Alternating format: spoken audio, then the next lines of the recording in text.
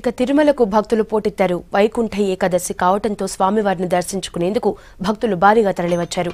వైకుంఠ ద్వారం నుంచి శ్రీవారి దర్శనం కోసం తరలివచ్చిన భక్తులతో అన్ని కంపార్ట్మెంట్లు నిండిపోయాయి.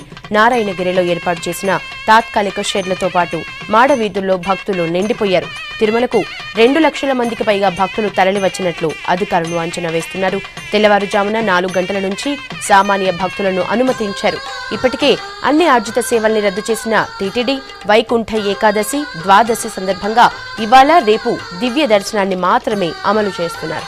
వైకుంఠ ఏకాదశి సందర్భంగా భగవంతుడిని దర్శనం చేసుకోవడానికి రావడం జరిగింది.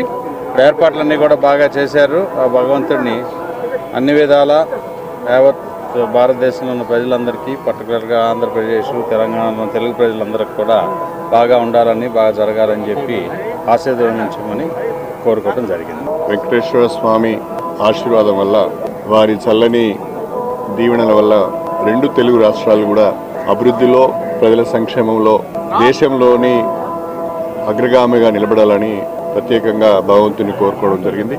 ఈ సంవత్సరము బాగా వర్షాలు కురిశాయి. రాష్ట్ర వ్యాప్తంగా 2 రాష్ట్రాలలో కూడా రైతులందరూ కూడా వ్యవసాయం చేసుకుంటున్నారు.